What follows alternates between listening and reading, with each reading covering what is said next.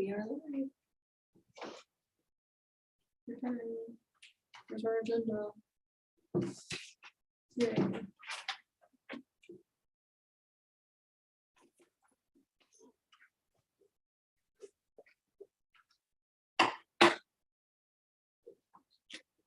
Yeah, you can Call meeting to order.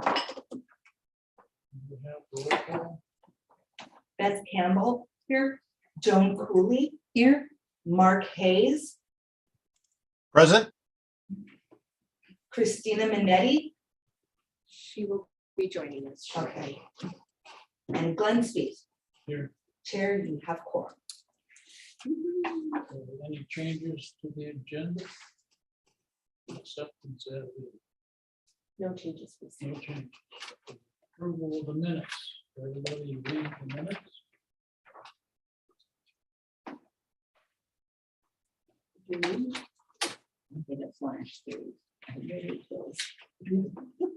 One question I have. The list that is going to be put on the maps is American Lake Park, Chamber Tree Trail, Fort Stilican Park, and Harry Todd, correct?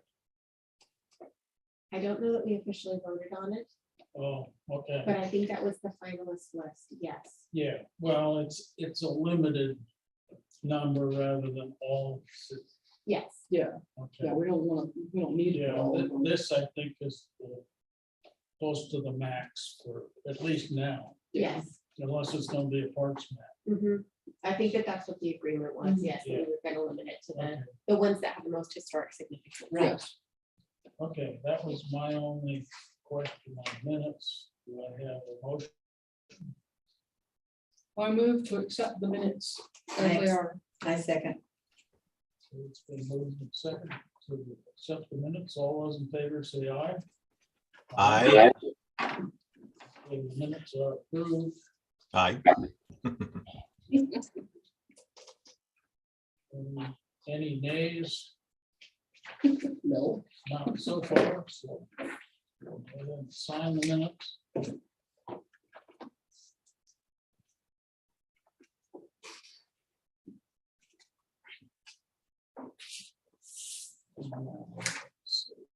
Next, any announcements? Chair, sorry, I'm trying to get Dr. Minetti on, she's having some trouble with the Zoom link, so I'm trying to find it.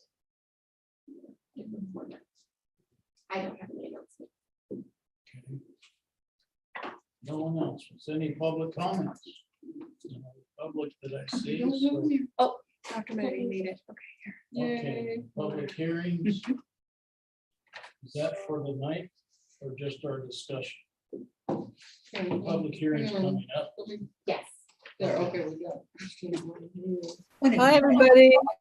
Hi.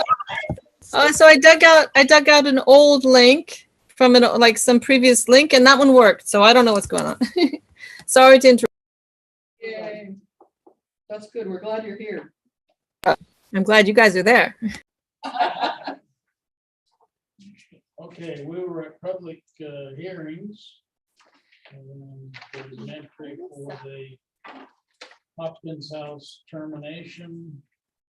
Is that to be discussed at the moment, or we just talk about what's So- coming up? You would, this evening, Chair, let me, if I can pull up the memo, or if you want to turn to it in your packet, 'cause my computer has been faster. I believe that the recommendation this evening is to open the public hearing, hold the public hearing, and then close the public hearing after any comments are received from the public.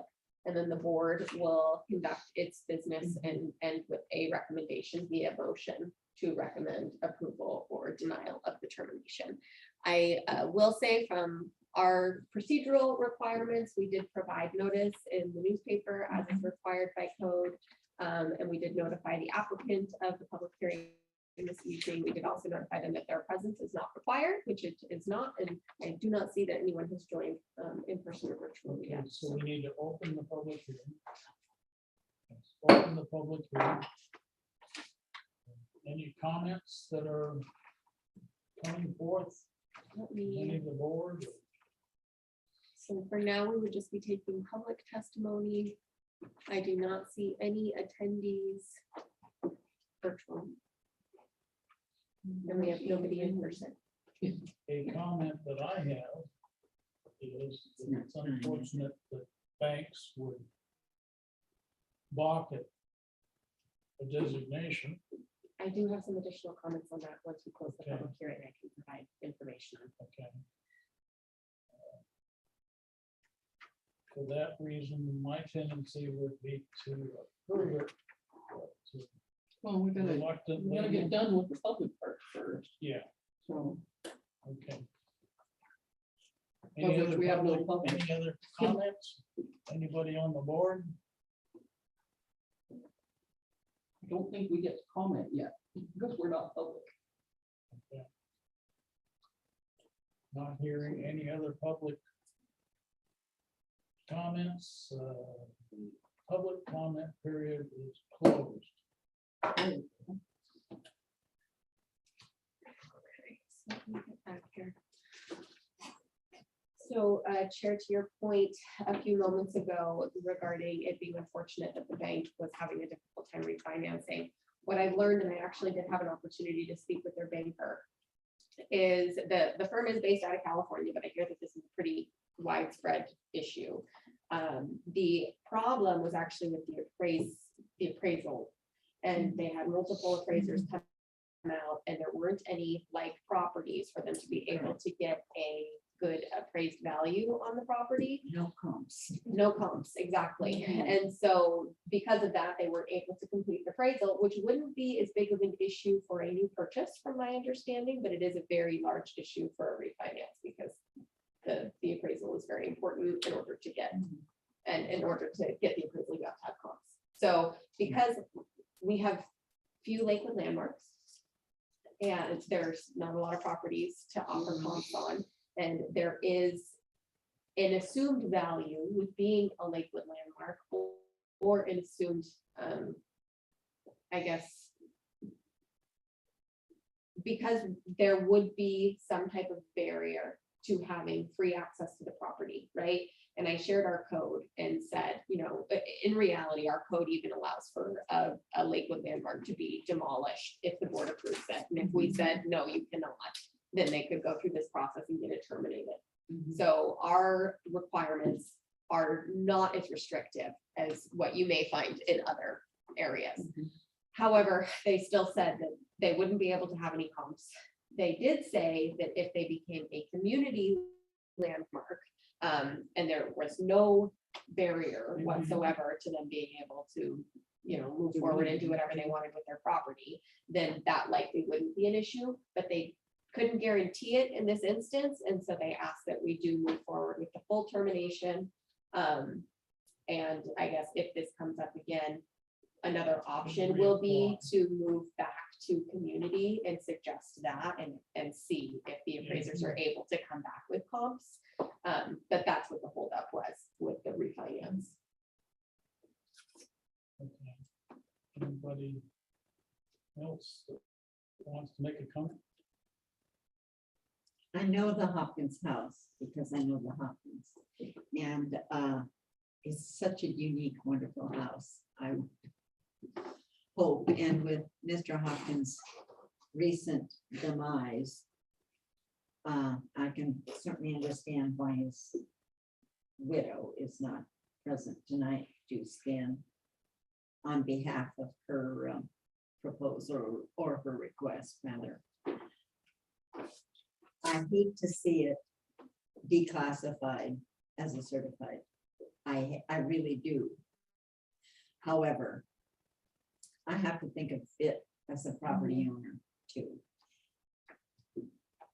So I'm stuck between a rock and a hard place on this one. But I think we're all there, you know, because it's just sad to, you know, not be able to handle. We have such a hard time getting hold of anything, and then to lose one that we already had is just like, but you know, they need what they need, and so. My question also is, since this is the first time it's happened to us, And the Hopkins house was was it the first house? No, it was done in 2006. Oh, and okay, so, okay. Actually, Been a few before that. yeah, the approximation. But it also sets a precedent. And, you know, I just think from a legal standpoint, me not being an attorney, at least recognize that as a challenge that others, you know, well, you did it for this, why are you not doing it for that? So what are the factors involved in removing it from the registration list? You know, what are the discriminating factors, I think I should say, rather than just factors in general? What is it about this house that makes it different from any other house that's on the list that we might take a different opinion on? One thing that's interesting about the Hopkins house that I didn't know about until I spoke to the banker Uh-huh. is that it's not on any register except for ours. Oh, it isn't. No, so it is not on the state or national Okay, register, which national. narrowed the comps even further. Yeah. And so I think most of our other Lakewood landmarks, I did not Are- cross-check everyone. But they're all on the A lot of them are other, other- or national or state. Or state. Yes. Worsley Heritage House, I think is one. Yeah, I'm not sure. And of course, the Boatman Ainsworth House, that's on. That's on everything. That's on the, That's on everything. Yeah, they have designated that house. and that might be a different approach for the board to take as you look to designate Uh-huh. future. Is maybe individual properties that are not on the state or national registers are better fit for community designation. Exactly. And those that are on the state register would be Lakewood Mhm. landmarks. Sorry, Dr. Minetti, go ahead. No, that was an accident. Okay. Chime in anytime. Having gone through this process, that seems like one thing that may make sense. Yeah. Well, you just have to kind of look at how unique is it overall and everything too, so. We cannot save every Victorian farmhouse in Pierce County, you know, and every town's got one, so. Have you ever This driven isn't that, down? so- past No, the I've never seen this Hopkins house at all, so I know nothing about it, but what's in our things. So. But Has there been any effort by the Parks Department to designate the H farm? Nor would it be something that they'd want to do. They were talking historic preservation and all this stuff, and I assume that's on the side without any official Mhm. reason. The same way with parks being on the historical touring map. If they were 50 years or older on a designation, that would be my gate for being on the touring map, other than just the border and the name. Not necessarily text that goes along with it, other than maybe a list. That's that. is there anything else we need to do Yeah. for Hopkins before we can move on? But we vote We tonight. Motion, want a yeah, decision Make a tonight. motion. Mhm. That would be great. That way we can move this ahead to city council and just delay it by another month.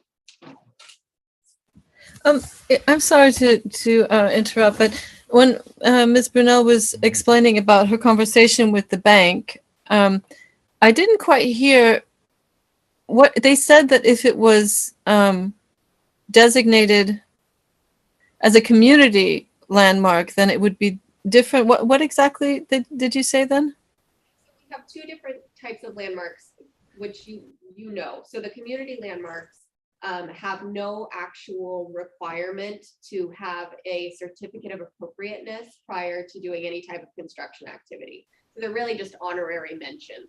And then the Lakewood landmarks are historic landmarks that do have the three-pronged process prior to doing any type of significant amount of construction and require board approval. So they just said that it would be fine if it was a community landmark They said That it wasn't, maybe, but they asked that we move forward with terminating it entirely because they didn't have a guarantee and they didn't want to Mhm. delay another month in case the appraisers came back and said, no, that still doesn't work. and so, I mean, it is a real pity because like everyone said, we don't have that many. But I guess, since it's a voluntary thing on the part of the property owner, we can't really say no, you have to be on the list, or there's no precedent for this, right? So, I mean, do we have any choice in saying no? Nobody knows. No, I think there is technical points in our code, though if a property was to be designated, what the code requires is that Lhab's, this board, certify that the property owner wants it. So it's one of the conditions of approval for a new landmark. What's weird is that the termination criteria is kind of just coupled in with the same criteria to grant approval, though some of the standards clearly don't.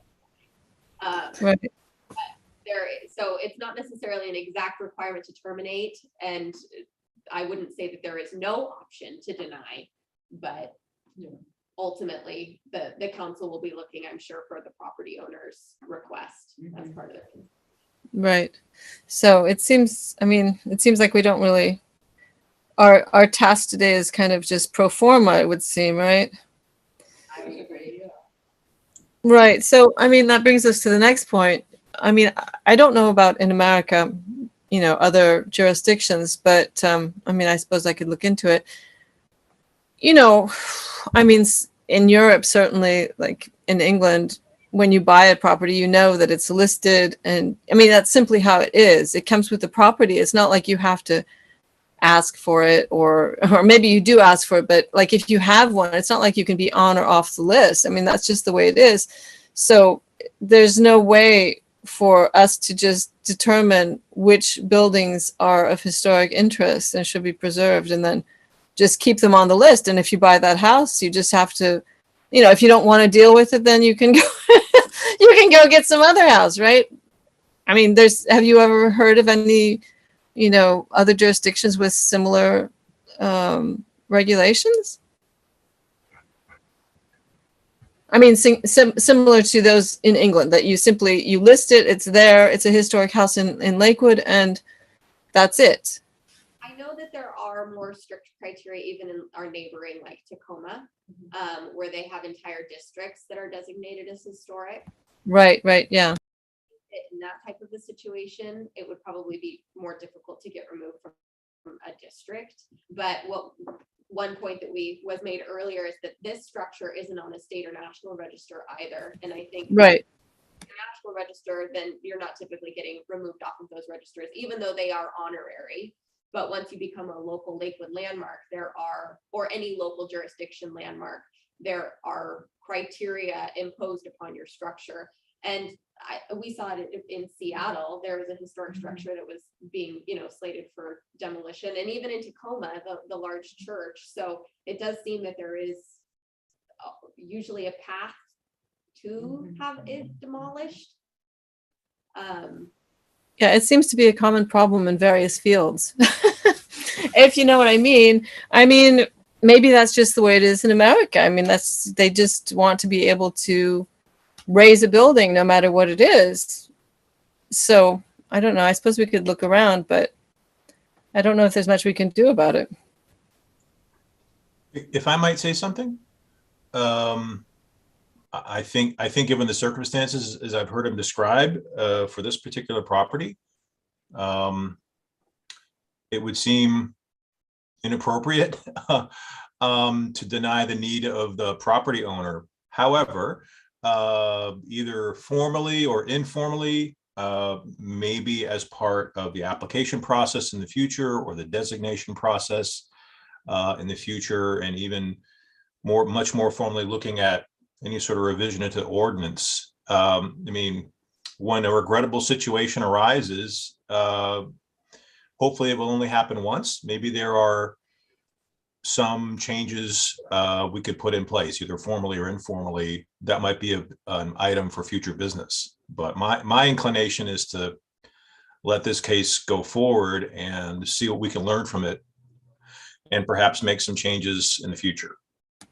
Exactly. That's what I was implying. I wasn't implying that we should deny it, because obviously this is just an unfortunate Yeah, exactly. situation, right? Agree- But it's not the first time, and it probably won't be the last, because as I mentioned before, I was asking our colleagues on the board, I mean, how did it happen that the American Lake South School was razed to the ground when it had been protected, for X number of years? So Clover Park, apparently the colleagues told me a few meetings ago that the school district decided to sell it, and when it was theirs, and so they could do what they wanted with it, and it was simply razed to the ground and made into a parking lot along with the Gary Oak Grove next to it. So I think something does have to be done, because like that wasn't a good situation either. And I don't think that people with historic buildings should, it's theirs and they should just be able to do what they want, right? Because we won't have anything historic left, just like we won't have any of the trees left. Agreed in full.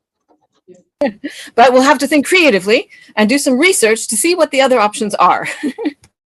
Well, I think part of the challenge with like this kind of situation is that it's a private residence.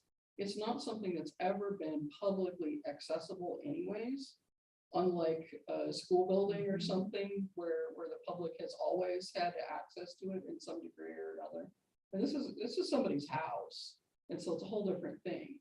Talk to me again when we start talking about the library. So that's going to be a problem. Well, the houses seem to be the only thing that we can get designated. Oh, yeah, because they In the have current private environment. ownership. Because the council will not approve private ownership of these historic properties that do not agree with the designation. They have to agree, or the council will approve it. Yeah. So it has made it very difficult to get anything but a community designation, at least so far. Yeah, on anything, Yeah, really.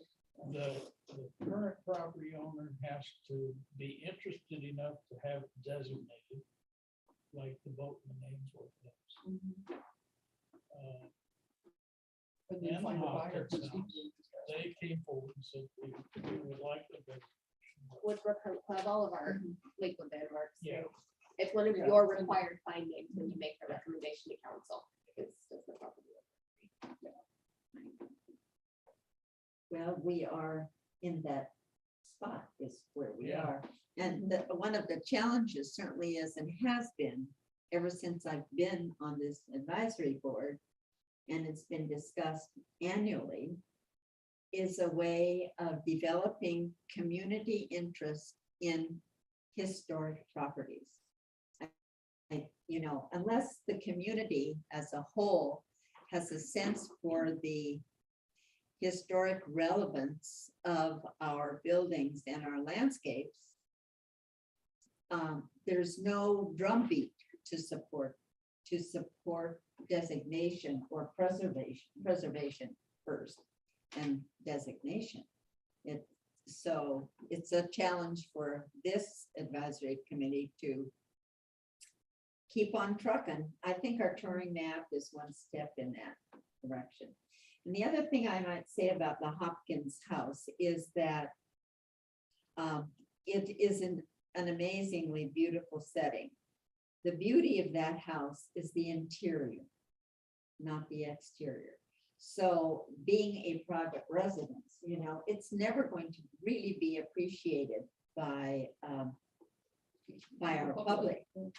So, there you have it, that point as well. And not every historic landmark needs to be beautiful inside and out.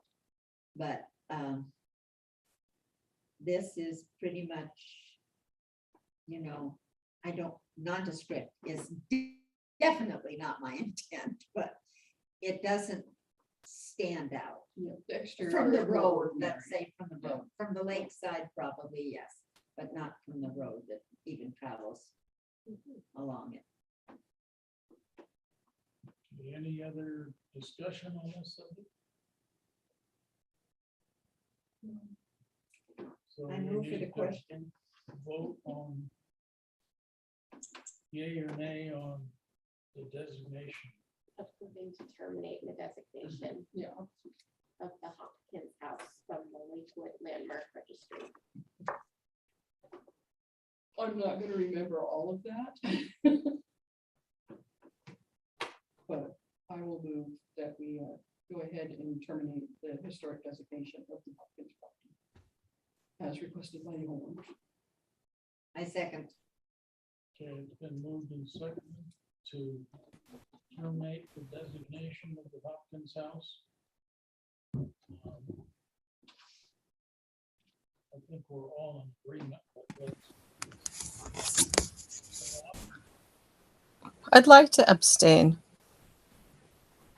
That's Who okay.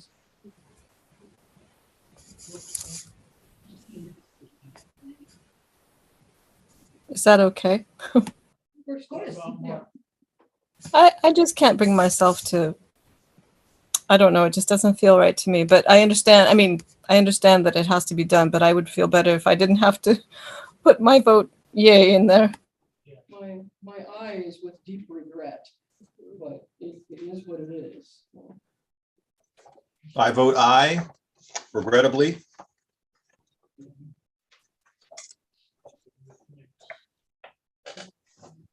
4-1, And I should it's abstain. one abstain. Yeah. So the mayor is approved.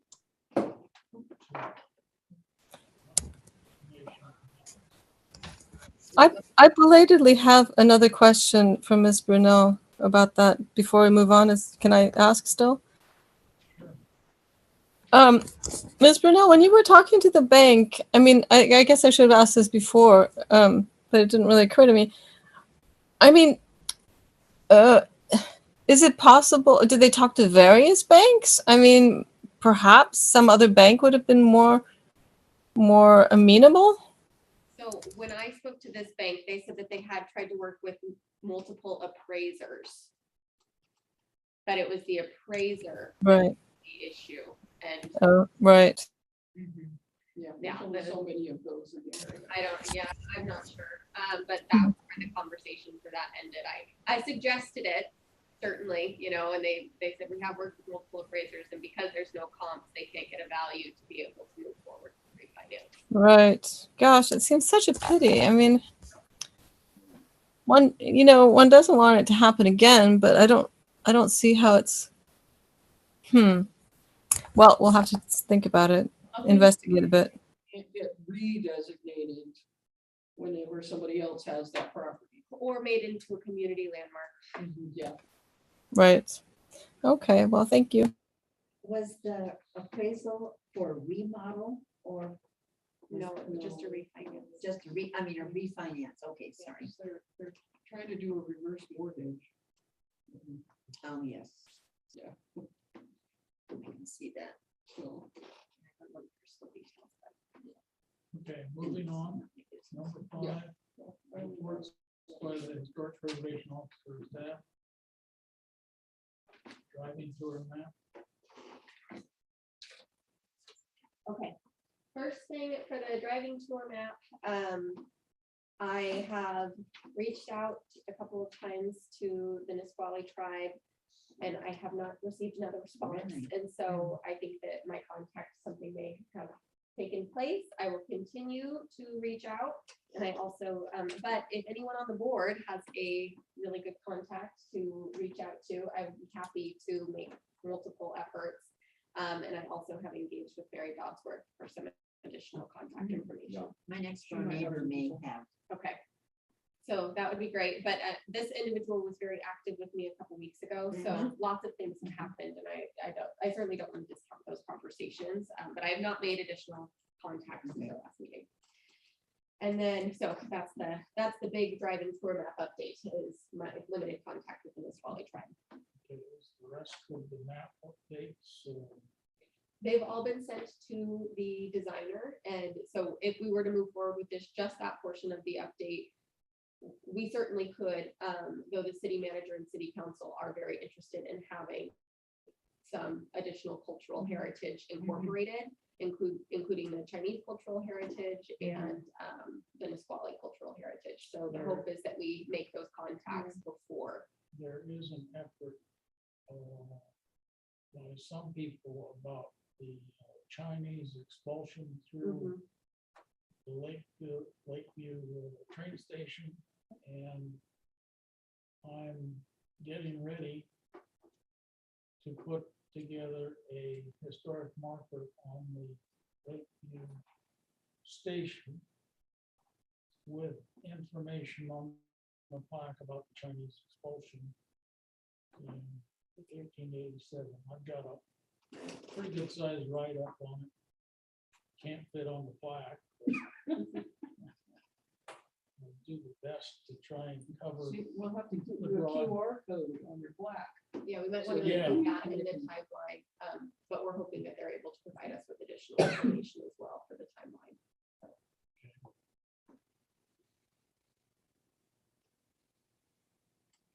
Any other, No other reports. okay. Any questions? I'm looking at Zoom. I don't see any hands raised. So next up for me is a update for the tree preservation code update, which is something that this board has talked about a couple of times now and expressed a lot of interest in. So I took a version of a presentation that I've made in front of PRAB, Parks and Rec Advisory Board, as well as the Planning Commission to get your feedback now.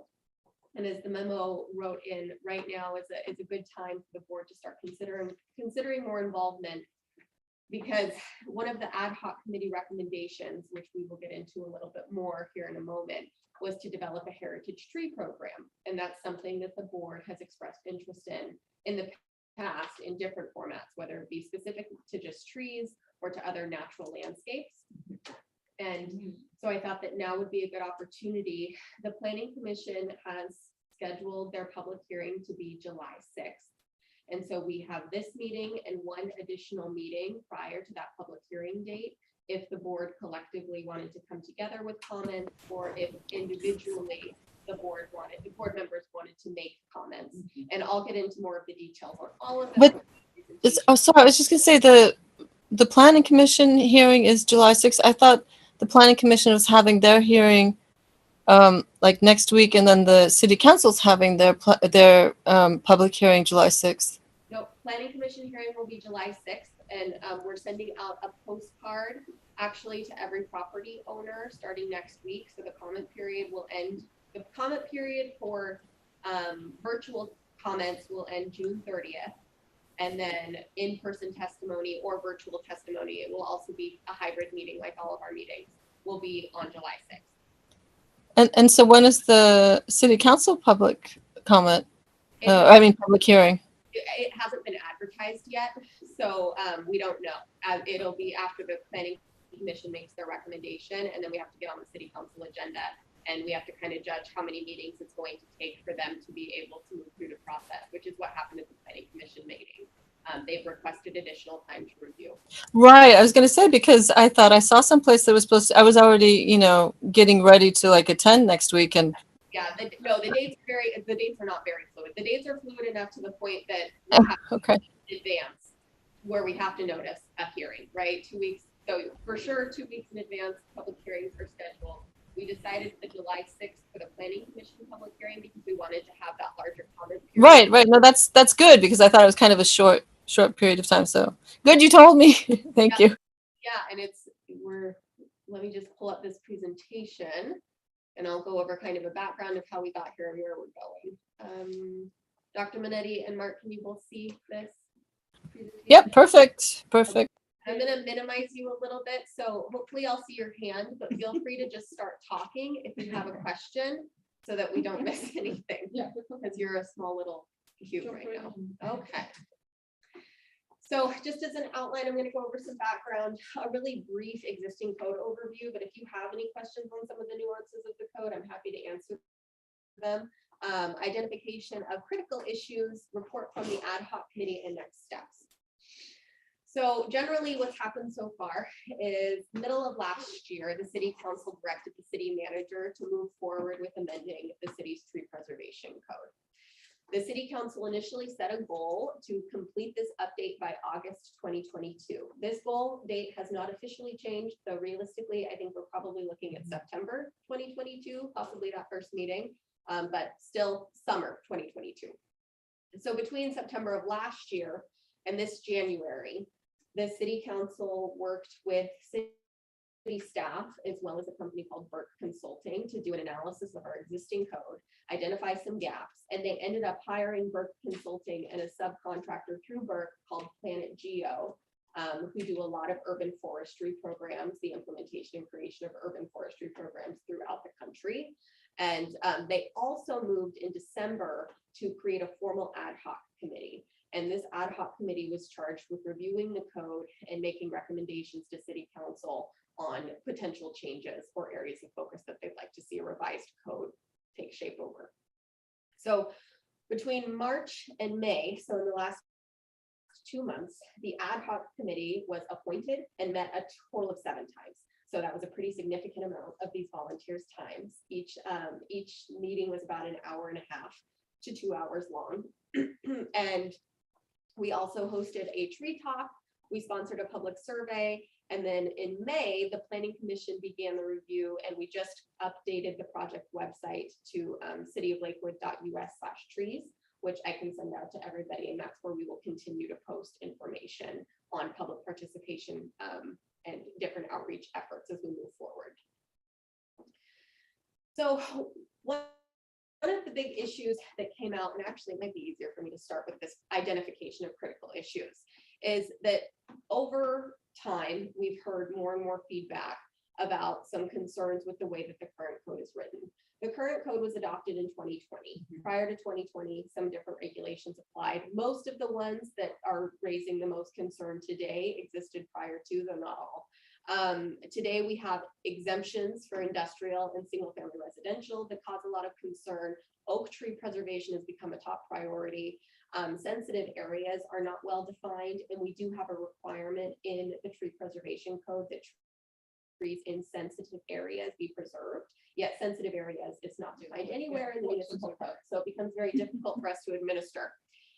Tree removal is required for new development is something we hear kind of on the flip side, so we need to be able to remove trees in order to develop. And then from an administrative perspective, it's become very difficult for us to track the number of trees that are removed, especially with the way that the code is currently written. Property owners with small lots under 17,000 square feet, they can pretty much remove any tree on their property, but even larger lots can remove 2 to 4 trees per year on their property with no permit. So we have no way to track it. Very difficult for us to see what our canopy is. We could not answer the question of how many trees have been removed over a given period of time because we have no tracking mechanism. And last, well, not totally last, but another big issue that we've had is with enforcement. In the times that we have enforced, because we've found that trees were removed not in compliance with the code, they're issued fines, and then those fines get reduced to a third to court, so they end up not paying a significant portion of the initial. No, it doesn't. So going back over to that list of exemptions, this is what borrowed directly from our current code. Currently, tree preservation is completely exempt on lots of less than 17,000 square feet. Unless it's a specific mitigation measure under SEPA. The only time that that really applies is for new plat development. SEPA isn't typically triggered unless there's a wetland, something like that. But usually single family residential development completely exempt from SEPA. So tree preservation by exchange, almost entirely exempt from the right SEPA. So industrially zoned properties are also exempt from this chapter. We've seen a lot of new developments come in recently for industrial. That have resulted in the removal of a significant amount of trees where there was no preservation required or limited preservation required. So this has caused a lot of concern. Removal of non-significant trees, and I'll get into that definition on the next slide. Removal of trees in the right-of-way and easements for public agency or franchise utilities. That's the city or any other utilities. They can remove trees without any need for tree preservation or mitigation. and then emergency removal of hazardous trees. So for significant trees, the way that we define significant trees today is a significant tree when measured 4.5 or diameter breast height is another way that it's commonly known. The tree has a minimum diameter of 9 inches for an evergreen or deciduous tree, or for a Gary oak tree, 6 inches diameter breast height. Those are considered significant. And then regardless of the tree diameter, it's also written in that the director has the ability to determine if a specific tree is significant if they have a particularly unique species or shown to have an important wildlife habitat. May I interrupt? Yeah. I have all, because I'm a tree preservationist and very cautious about removing a tree. But I do not understand why it is diameter and not circumference. I did well in math in high school, but translating for the average Joe, I don't have calipers with which to measure a diameter of a trunk. You know, it is, to me, why not say the circumference of a tree at the same height rather than the diameter of a tree? I mean, does that make sense? It makes sense to me. I've also grappled with this question, but it's an industry standard. It appears that diameter at breast height is kind of the industry standard, or at least it's the terminology that I've seen when I've looked it up. Yes, I mean, and that's for, Yeah. that started with me probably 40 years ago when we needed to take a tree out. Yeah. And so there I am trying to figure out, translate.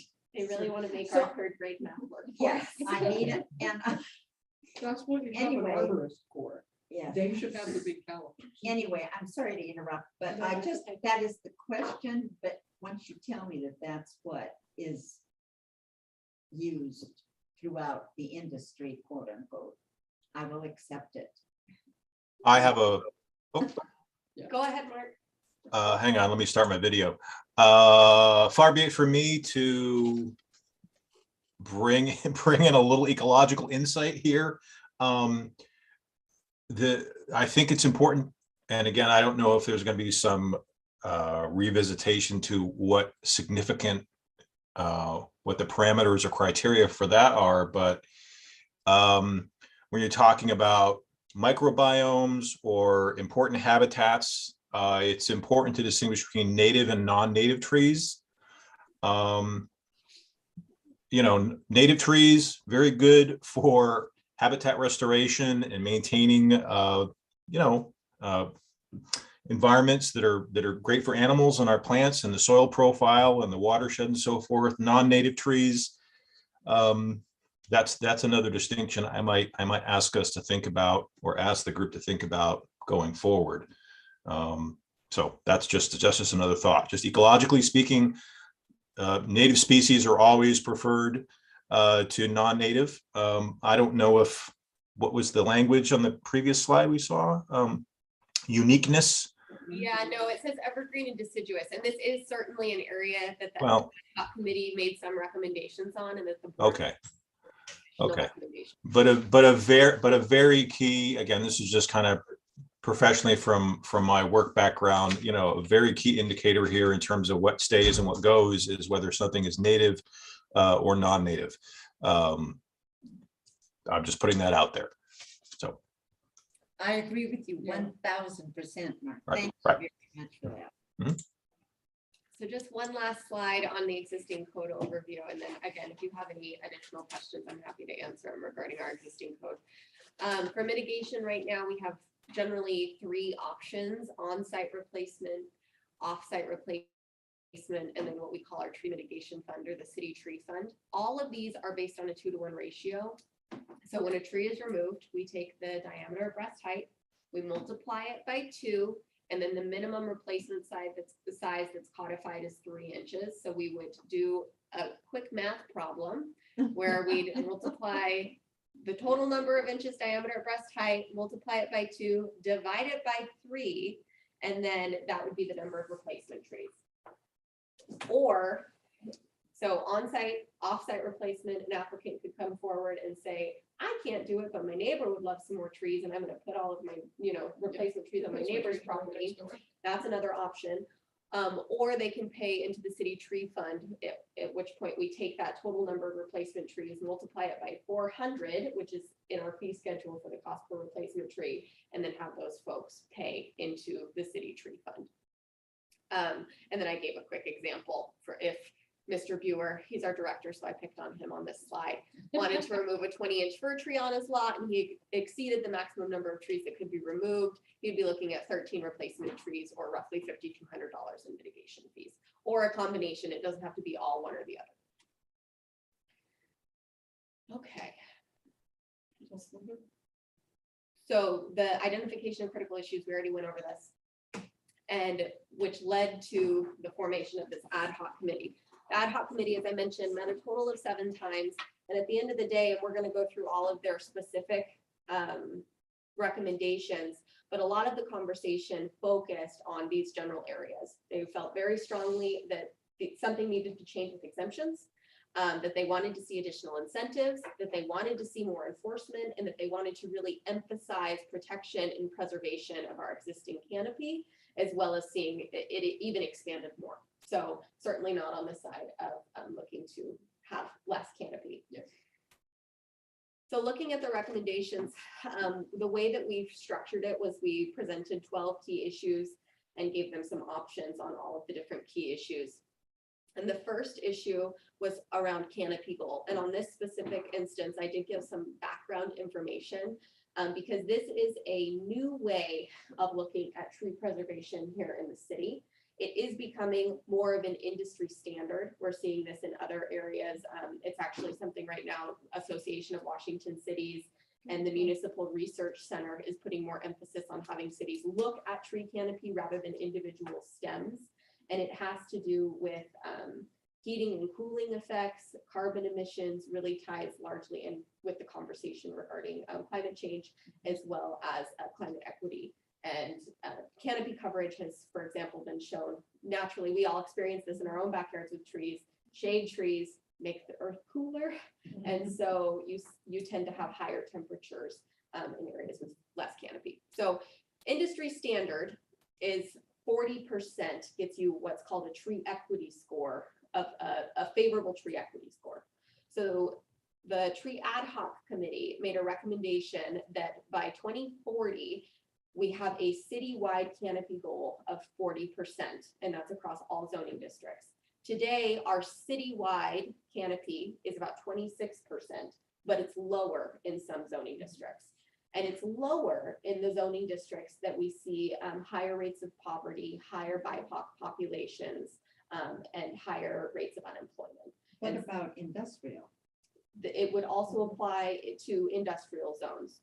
And so there are some standards that are already built into our community development regulations, for example, parking islands, where you have to have some type of canopy coverage, even on industrial lots. But this would, in theory, also apply to industrial lots, meaning that a portion of a property, in theory, should be set aside for some canopy coverage on a lot. I mean, I'm thinking not so much as the equity, a word I dislike, but in terms of surface that is scraped clean for parking lots, you know, what that does not only for canopy, but for watershed. Mm-hmm. So that's why I asked about industrial, because you think of the industrial park out here, you know, granted they're perimeter trees. But So at minimum perimeter landscaping, but ideally you also see you need to have more in the In- parking islands in- themselves. Yeah, so that everybody can park by a tree in the summertime and get shade. Yeah, I have a comment as well, just following up. In terms of drainage, right? And runoff, it might be worth, if people are required to replace trees that are cut down, or we want to plant new trees, you know, permeable parking surfaces, permeable pedestrian surfaces, you know, so that more groundwater goes into the ground, and it can also reduce flooding as well. That might be something for us to think about as part of replanting trees or adding more trees, not just cutting a hole in a parking lot and putting a tree down, but perhaps having permeable surfaces and not just a kind of, you know, pavement where things run off or concrete where things run off. Have there been some surfaces, you know, with around apartment buildings already that have a permeable, that was part of the installation was a permeable surface for I water? don't want to say And no, liquid? because there have been some projects where we've had Mhm. impervious surface proposed. That's not typically approved via my division of Mhm. development services, so I'm not Mhm. sure where it landed. But I do know it's been proposed in some Okay. projects, and I believe that over here by the Lakewood Town Center, there was going to be some impervious surface installed in kind of like Chipotle one pizza area. Might check that out, because I think that there was some impervious surface installed in that sidewalk. No, permeable, not impervious, right? We knew what you meant. Pervious, I meant pervious. Impervious. I can't. Yeah, we don't want more of that. Yeah, surface, yeah, pervious Right, I concrete. knew what you meant. And it has been incorporated into some like requests for projects, Uh-huh. but I don't know where it Got landed. It is a requirement for like a cottage housing development. We haven't seen one of those come through in the city, but that is one of the requirements. I'm sorry, it's a requirement for what kind of development? I didn't hear. Cottage housing, if you look, we haven't had any of them actually happen in the city. If you read the cottage housing ordinance, it's one of the standard requirements for that they incorporate that into like their walkways. And then it's also encouraged in PDD's planned development district, Mhm. which we have had pull up. Okay. For their walkways. I'm sorry, Ms. Brunel, but I still didn't understand what kind of housing requires it? It's called cottage housing development. Oh, cottage. Yeah, sorry, I just couldn't hear the word that you were saying. Thanks. Okay, it's so in that code section, there's more conversation about pervious pavement options. Right. And low impact Mhm. development standards. And so we have thought about it in certain areas in the code. We haven't tied it to tree preservation, and that's something that likely, should be tied in as we move forward. So moving to key issue number 2, and then when we go at the conclusion, I'll bring it back for having everybody be able to talk about next steps, so we can maybe put together some collective recommendations. Key issue number 2, residential lots exemption. The ad hoc committee recommendation was to remove the lot-based residential exemption and create incentives to make it easier to retain trees, but to remove the exemption entirely. Key issue number 3 was for industrial lots, similar with residential, to remove the exemption and create incentives in order to make it easier to retain trees. Key issue number 4, which was easements and right of way. Again, they wanted to remove the exemption, but on top of that, they recommended that we redefine trimming and pruning for code interpretation and enforcement. Right now, it's not well defined, and there's other agencies who do it better, and we can do it better. So they also recommended that we address all tree types, but ensure that Gary Oaks have appropriate standards similar to Oak Harbor. If there is going to be a trimming or pruning of a Gary Oak tree in Oak Harbor, it needs to be monitored and supervised by a certified arborist in order to ensure that it's preserved. Key issue number 5 for tree permit process. Their general conclusion was to keep permits fair, inexpensive, and simple, except for Gary Oak trees, which would require additional review and monitoring by an arborist. Key issue number 6, for significant tree definitions specific to Gary Oaks, they recommended reducing the definition from 6 inches to 4 inches. And that's because these trees are very slow growing. And we also had that recommendation supported by the Department of Fish and Wildlife. And Darren Masters, he's our area-wide biologist, and he was able to attend 2 of the meetings and also provided comments afterwards on the report in general, and said that a 4-inch makes sense. It's not an industry standard yet, but a 4-inch tree could be 20+ years old. They're just very slow growing. And then any Gary Oak 15 inches or more would be considered a heritage tree and require an arborist certified plan prior to the removal or modification. And then any single oak 20 inches or more would qualify as a fish and wildlife habitat and considered regulated under Chapter 14, our critical areas ordinance of the Lakewood Municipal Code. Today, the Lakewood Municipal Code does not protect individual Gary Oak trees. We protect stands of trees with an average diameter of base height or breast height of 20 inches, but not individual oaks. This is different from the DFW recommendation, which is to also protect Gary Oaks. So we would essentially be adopting the Department of Fish and Wildlife's definition. Using this. There's also a problem with the concept of the stand, because as you know, if it's a property of, for example, less than 1 acre, and there are Gary Oaks on it, the property is less than 1 acre, they can, get a permit to cut them all down, even though those oaks are part of a greater grove around it, because you look only at the individual property, right? The individual lot. And oftentimes we don't even look at the individual lot, as you know, because they're exempt because of the, 17,000 square foot exemption. So we don't even know it's occurring.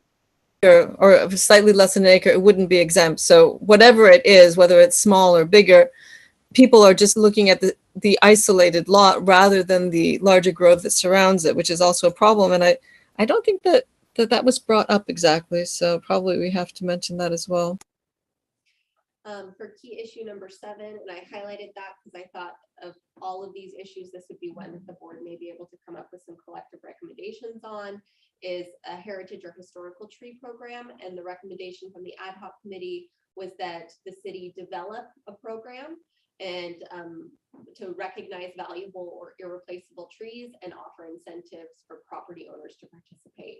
And when the ad hoc committee brought this up, it sounded very similar to how we do our Lakewood Landmarks, where it would be kind of an opt-in program where these trees would be designated and recommended and then receive some type of recognition.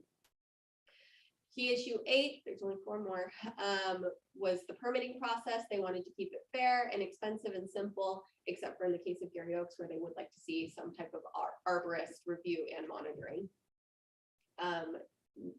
Should be number 9, significant tree definition. Oh, never mind. Okay, I think I just copied wrong. So 8, this one should be 9. Okay, maximum tree removal on a developed single family properties, maintain a specific percentage of tree canopy. And again, this goes back to the overall 40%. No significant trees can be removed in critical areas or buffers, or if it's a heritage tree. And again, they want to require a permit for all tree removals. Number 9, for replacement, mitigation should be based off of a no net loss, based off of the percentage of canopy and or the ecosystem benefits loss. This will require monitoring by a certified arborist, who will determine the no net loss conditions and mitigation to ensure that the approach can be regulated. And then to encourage tree planting of trees with significant canopy versus stems, as we do today, if tree removal is necessary. So if you're removing a large tree, it makes more sense to replace it with a tree that will grow out to have a large canopy rather than needing to put in 25 small ones that'll end up smothering each other and not doing well.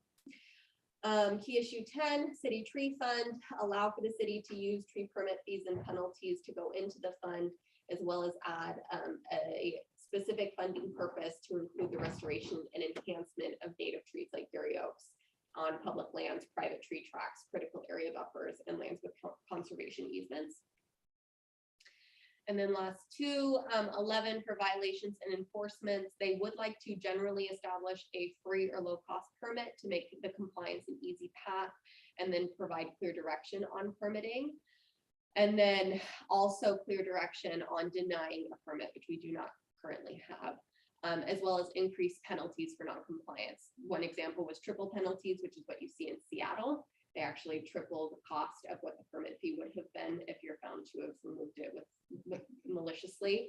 And then that would be cited to the property owner and the contractor individually. And then have an administrative appeal opportunity, but have a code-based percentage limit on the reduction, which is another thing some agencies do. So they wouldn't be able to be reduced to a third. Maybe there's only a 10% reduction or something. And then last, for incentives, they offered a variety of different incentive ideas, including development standards in order to preserve trees. Maybe there's an exchange for a smaller setback or reduced parking. There could also be a bonus density, bonus height, just really giving folks flexibility. And one of the recommendations was to offer other incentives that reflect best practices, because they didn't want for the city council or staff or the consultants to be limited to whatever this group presented. They would like to see really as many incentives as makes sense to encourage tree preservation, but still see development be something that's feasible for the community. Next steps, we're currently doing the planning commission review. As I mentioned earlier, July 6th will be the planning commission public hearing. A postcard is being mailed to every residence. It should be in mailboxes. Well, should be going to the post office next week. So in mailboxes, hopefully the week after. Comment period will be virtually through June 30th, and then the public hearing will be held on July 6th. It will be hybrid. And then for additional public engagement, next Friday, we're having a tree tour at Fort Steilacoom Park. And that's going to be with Tacoma Tree Foundation and DFW, Department of Fish and Wildlife. They will be coming down to talk about different tree species specific, well, in Lakewood, not specific to Lakewood, but in Lakewood, as well as how property owners can maintain trees on their property. And then also in June, after we are pretty confident with the red line version, we will be scheduling an opportunity prior to the public hearing to introduce the red lines to the public and get some initial comments from them and feedback. I don't have an official date for that because we don't know how quickly the planning commission is going to move through the red lines. And then right now we're doing other boards and commission review. City council review is scheduled to start hopefully late July, possibly early August. And then public hearing is likely in August with adoption. I put late summer because it'll be August or September. And then just to conclude, this is the poster for the tree tour happening next Friday. So if any of you are interested, we'll be meeting by Wahawk Lake. And will it be Mr. Masters who's going to come? Yes.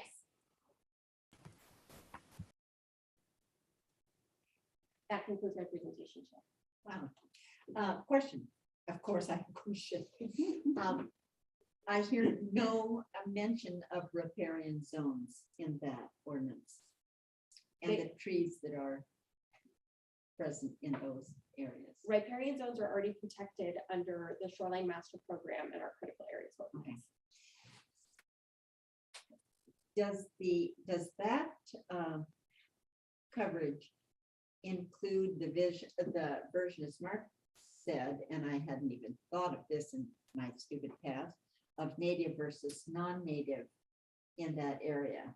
It does, and it requires, I believe, a landscape architect. I'd have to look at the official, what the requirement is, but there are additional requirements in riparian zones through the Shoreline Master Program. Well, you'd never know it, and it needs to, my issue has to do more with conformity to the ordinances and finding for people. If you have a code enforcement case, Marva Jones, send it over because we're pretty proactive. Oh, on I the know, creeks. but I tell you, between my next door neighbor and me, Yeah, Fish and Wildlife and ecology, both of them were at my house. Was it last week or the week before? Because of a tree that's in the creek. And which brings another thing that's not mentioned. I've had 5 trees go down across the creek, from the riparian zone. They're, because of course they're water suckers, that's what they do. And then it becomes not a litigation issue between neighbors across the creek, but it does become an issue of taking care of them so far as the creek is concerned. I'm as concerned about the tree canopy for Lakewood as I am about the riparian zones, because I think that they don't seem to get enforced because nobody really understands or knows what they are, what they mean, what the responsibility of the property owner is. that's good feedback because we do definitely have standards. So for if a tree falls into the creek, Yes. it's meant to stay. Yes, unless meant it's to stay. Unless it's Yes. disrupting the flow of water and Right. causing a potential flood hazard, in which case Right. we call DFW, which may have been my neighbor visiting your property. And And then typically they have certain times of years and certain practices that they like Right. to see to have those moved or removed. Right.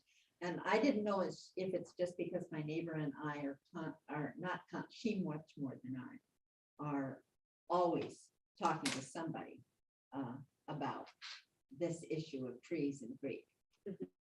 you know, and obstructing the flow, and I understand all that, blah, blah. But, and we're looking at, my property is 200 feet wide, and so is hers. So we're 400 feet on the creek, but we're the only two people on the creek that maintain. So to me, it's got, and after 56 years or however long I've been there, it seems odd that there hasn't been a drive to teach people about the importance of these zones. You know, I saw a couple of slides back, wonderful, that wonderful view of creek and perfect repair. It's right there. So I think that I worry about that in terms of our waterways. I thought those incentives looked very encouraging. Yes. I've said my piece about my concerns, but I'm just excited to look at the full proposal and to follow the process all the way through public comment and so forth. But I thought those incentives all the way through quite encouraging. You know, better to give people a reason to do something than to not do something, right? So those all look great. Right. So for next steps outside of ones mentioned here, the Planning Commission is meeting on July 6th. We do have another meeting between now and then. As individuals, you are of course all welcome to make comments, submit them in person, virtually by June 30th, or in person, hybrid, virtually via Zoom. Or if as a board collectively, you have some recommendations that you'd like to make or a comment, I wanted to broach that subject in case that generated some discussion and you wanted to have a comment letter coming from Lhab. That's also certainly an option, and we would have another meeting to review whatever that might look like, and have it approved by the board at the next meeting for us to have enough time to submit it before that planning commission hearing.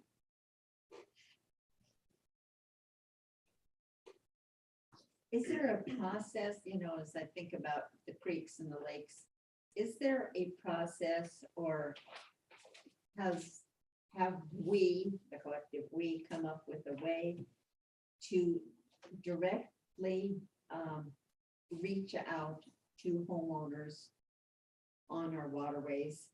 Yes. With information, specific, regular kind of specific information about, you know, here's how you can help us, return fish up Clover Creek or whatever. I know that there has been some outreach. I can't remember the name of this group. I think Justice gave me the Clover Creek. Chambers Creek. Chambers Yes. Creek, Clover Creek. So they were watershed. partnering for a while with Uh-huh. the city to do some targeted outreach. Uh-huh. But there are, and they actually just did a revision to the Shoreline Master Program, which included a revision to the restoration program that's attached to the Shoreline Master Program that includes additional public outreach. So I know that it's something that's being talked about. I haven't been as involved with those efforts. Yeah. So I couldn't tell you what all has happened, Mhm. but I do know that there's been different events, and Good.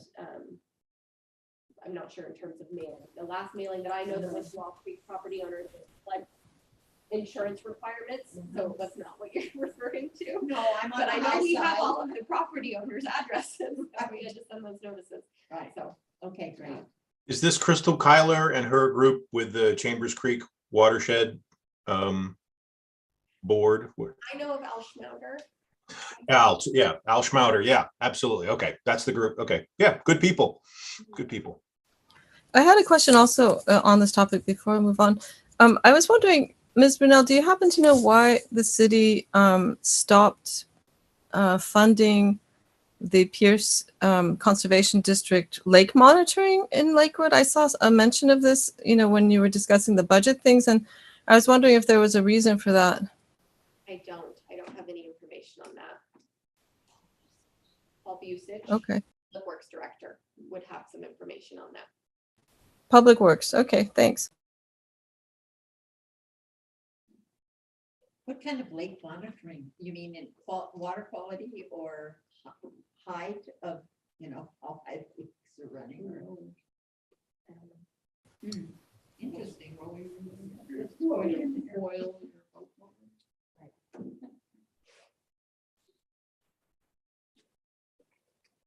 ready to move on? Number 8, next meeting scheduled for June 23rd. Any final comments prior to adjournment? I think we should probably bring up the subject to the library. Everybody knows what's happening with the library, Indeed. right? So, as one of the only award-winning buildings, especially, I mean, a public building, obviously, in Lakewood, I don't know. I think probably we should make some kind of statement, because it doesn't seem like it's in keeping with the charitable intent of Mr. Tensler when he gave that library to Lakewood, that it should be eventually abandoned and possibly turned into something else. I mean, that's a really nice building. It won a major national award in 1964, and you know, the other libraries that won that award with Mr. Garrison are at Yale University and UPenn. There are 2 libraries there, and those were the only 3 that won in 1964. And you know, those libraries are still standing, and it seems a pity that they would just give up on this building. You know, we should ask who was responsible for allowing it to fall into disrepair. There was some levy, right? There was a library levy in 2019, I think. What happened to that money? Why didn't they use that to fix it? You know, Lakewood really loves this library, and especially that building. It has a very good feeling. You know, people, even Mr. Brandstetter said to me, you know, it's just the building, you know, and, you know, libraries is what happens inside. But then he said, you know, when I'm in the University Place library, I don't feel well or something to like, you know, he just doesn't feel good in that one like he does in ours. So that goes to show, I mean, that's why this architect won a major award from the Institute of American Architects and the American Libraries Association, because it was a good library building. And, you know, it could be a pearl. It could be restored. You know, the Japanese garden could be redone in the front with the wall. And when you sit inside, it feels like you're in the Japanese garden. And I mean, they can remove some of the functions of that library. The library doesn't have to be everything to everybody, right? It doesn't have to be a place where the homeless can wash their clothes. I mean, they should have a place to use to wash themselves and their clothes and be, you know, eat whatever they need to do, but it doesn't have to be the library. And, you know, when they're fed and clean and everything, if they want to hang out in the library, that's great. But, you know, social services, mental health services, jobless center, I mean, it's just too much for a library. And if you, this is the largest library in the entire system by a lot. And, you know, I don't think that we need to have a senior center also in the library. You know, it just doesn't make sense. It's a nice building. We don't have many civic buildings that have that significance for Lakewood. It's a symbol of the civic spirit of Lakewood, that at least it used to be here. And it's a gift from the Tensler family. So, you know, to ignore all of that, I think is just a crime. Here, here. Yeah, I don't disagree with that at all. So that is the library of my childhood. And so I'm very attached to it. But Yeah, me too. And I grew up kitty corner. So I'm especially on the creek, as a matter of fact. So especially for me, and my parents are extremely upset as well. So I think that we have to make some kind of major statement about this, because it is the Heritage and, you know, Landmarks Board. It's a landmark, it's architectural. And the architect was from Lakewood. He was a, you know, World War II veteran. He spent time in Asia with the paratroopers. He went from Philippines and then to Japan. He saw the architecture in Japan. If you look at his other houses around, like in, I think there's one on Chambers Creek, beautiful, with the same kind of Japanese details and Japanese garden. And it just, it's wonderful to look at. And it would be nice to bring that back to Lakewood. You know, we want to have something that we're proud of here. You know, like my father said, you know, it is not a McDonald's that you throw down in 20 years, which is true, right? It's not a strip mall. It's 59 years, you know, the library system said it's very old. You know, like on the East Coast, 59 years is nothing, right? And my relatives in France, they live in a building that's 600 years old. So, you know, all you have to do is fix it. and it's very solid because it has that fallout shelter in the basement. So it's not like it's like rickety or something, right? So I don't know. I realized that it has to have a repair of the roof. I asked to see the bids. Well, we asked to see the bids because, $5 million to fix a bit of the roof there in the front. That doesn't make sense. So I'll let you know when we get when we get the bids. Well said, well said. Is right. It's like we forget that there's this concept called branches, where we could actually keep that library and then have another one, like in the town center, that's got a lot of empty space. And it's centrally located to nifty things like the bus. Dr. Benetti, have you contacted Dean Carroll at the Library Foundation? He's head of the foundation. Oops, did I lose her? Oh, sorry. What's the person's name? Dean, D-E-A-N, Carroll, C-A-R-R-E-L-L. No, I haven't. No. I want to reach out to him. He's very approachable. And were you perhaps at the Lakewood United meeting a week ago today? I certainly was at the early hour of 7 o'clock in the morning. That's right. Anyway, Dean was there at that meeting and they did a whole presentation on the library. The whole meeting was about the library. And the discussion got quite lively. Your voice and the way you just spoke in favor of our wonderful library. I knew Marlene Tensler, who's married to Herman's son, Doug, way back when. And anyway, so the Lakewood Library, as with Beth and everybody else in this, Noel, for you youngins, probably not. We've been going to Tensler for, as you, forever. I think that it would be very wise for you to talk to Dean about the issues that you raised here. And I also think it would be, appropriate, and Courtney, challenge me if I'm wrong, that a recommendation for an advisory statement could come from Historic Landmarks and Heritage Advisory Board as almost like a proclamation or something to City Council, or at least make that known if we are all in agreement about the Lakewood Library. And your notion of using it as a part of the Lakewood Library system, which you could easily call it, but with Tilcomb being a separate building, and the Tensler structure being one, and then maybe one that is from a traffic perspective and an age range perspective available, and with stacks, and the whole 9 yards that we think of as the traditional library, more centrally located within the city center.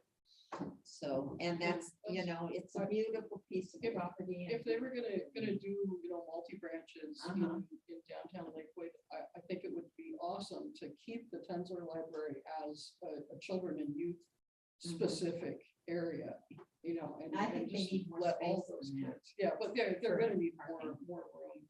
But it'd be a wonderful you know. research center for a library to have, there where it's quiet. Yeah, we've got this whole huge town center here that's got all this empty space, and it's the center of town. So why isn't the library part that is community meeting rooms, is a reading room, is the place where the homeless guys go to access a computer and all that kind of stuff? Get it downtown where there's already a lot of parking, where it's already public services. But yeah, because that is a little library in some ways. And so it doesn't need to be all of those things. That would be great. Lakewood's big enough. We can support more than one library. Actually, there is also the question, you just mentioned Lakewood is big enough. So originally, obviously, Lakewood wasn't a city, and that's they couldn't support it on their own anymore. The Friends couldn't. And it's the Pierce County Rural Library District, right? So, cities generally have their own library systems, and other small cities also have their own library systems. So there's not like, we don't have to be part of the rural library system anymore. It's, the Pierce County district. That's also, possibility. And maybe the money would be better spent, because I think that, Lakewood puts a lot of money towards the other buildings. They're like expanding elsewhere. And so maybe it would be more Lakewood based, and maybe people would be more interested in preserving Tunstall Library if actually Lakewood people ran it. Because when I went to the library board meeting the other day, those people hadn't even been in the Lakewood Library, and they didn't talk about the closing. They just said, oh, well, that's kind of too bad. And, well, too bad. The Board of Trustees. Yeah, the board of the Pierce County Library System. So one of them had been there in the basement just like the previous week, the first time, the chairman of the board or director of the board, whatever you call that position for the libraries. And another one had been to the library book sales several times. But basically the feeling was like, people did say that they hadn't even been in there. So how can they say that it needs to be closed? I mean, if they don't even know the library, right? So I don't know, that kind of was a problem for me. So I don't know. It seems like perhaps it might be time for Lakewood to grow up and, get their own library system or get it back.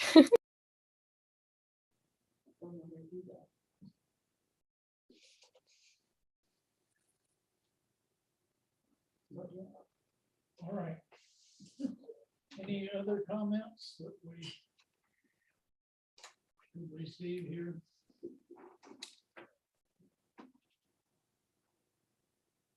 I'm done. Everybody ready to adjourn? Do I have a motion to adjourn? I move we adjourn. Second? I'll second that. Okay, then moved and seconded to adjourn. All those in favor say aye. Aye. Aye. We are adjourned. Woo, we covered a lot of ground tonight. Thanks, everybody. Thank you. Bye all. See ya. See you. Thank you.